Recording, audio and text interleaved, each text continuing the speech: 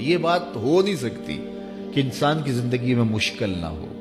جب انسان کو پیدا کیا گیا تھا، اس کا خمیر گویا گیا تھا، تو 39 دن تک اس کے خمیر پر مٹی جو گوندی گئی تھی انسان بنانے کے لیے، اس پر 39 دن دکھوں کی بارش ہوئی تھی اور ایک دن خوشیوں کا می برسا تھا۔ تو انسان کی زندگی میں خوشی اور غم اس تناسب سے ہے۔ لَقَدْ خَلَقْنَا الْإِنسَانَ فِي قَبْضٍ۔ انسان کی زندگی مشقتوں کا مجموعہ ہے، حالات کی تلخیوں کے سے مقابلہ کرنا پڑتا ہے، لیکن حالات مشکل ہو جائیں تو ان سے نکلنے کا راستہ کیا ہے؟ تو سنیے قرآن کیا کہتا ہے، وَمَن يَتَّقِ اللَّهَ يَجْعَل لَّهُ مَخْرَجًا وَيَرْزُقْهُ مِنْ حَيْثُ لَا يَحْتَسِبُ۔ جو اللہ سے ڈرنے لگ جاتا ہے، تقوی اختیار کر لیتا ہے، تو پھر اللہ تعالیٰ جل شانہ اس کے لیے مخرج پیدا کر دیتا ہے، یعنی اس مصیبت سے نکلنے کے اللہ راستے دیتا ہے۔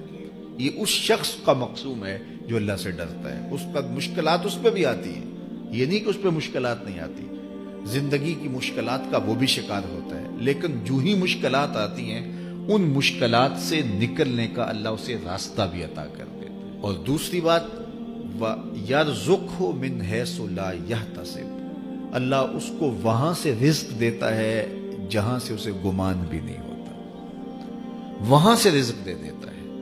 بندہ تو یہ کہتا نا کہ مجھے یہاں سے ملے گا، یہاں سے، ایک بندے کی منصوبہ بندی ہے، لیکن جو اللہ سے ڈرنے والا ہوگا اللہ اس کو وہاں سے رزق دے گا جہاں اسے گمان بھی نہیں ہوگا، خیال بھی نہیں ہوگا کہ یہ راستہ بھی حصول رزق کا ہو سکتا ہے۔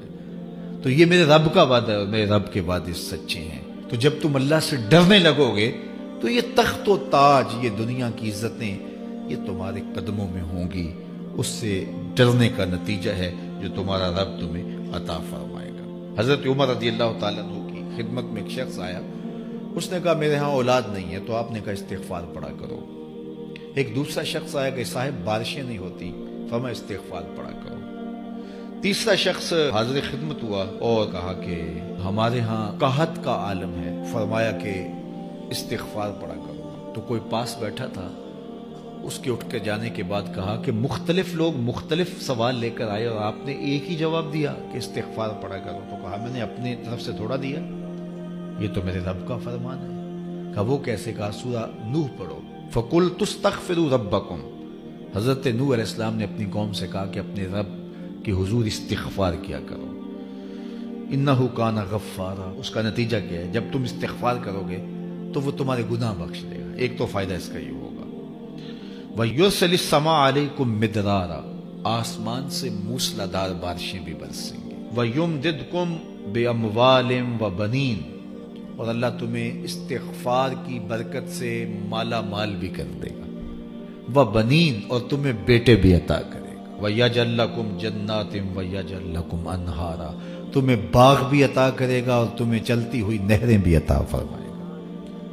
آج میں سمجھتا ہوں کہ پاکستانی قوم کو اجتماعی استغفار کی ضرورت ہے۔ آپ کے دریاؤں کا پانی سوکھ گیا، استغفار کریں گے اللہ تعالیٰ ان کو پانیوں سے مالا مال کر دے گا، بارشیں ہوں گی، قحط سالیاں دور ہوں گی، بے اولادوں کو استغفار سے اولاد نصیب ہوگی، اور معیشت کی بہتری جو ہے وہ استغفار کے ذریعے سے ہوتی ہے۔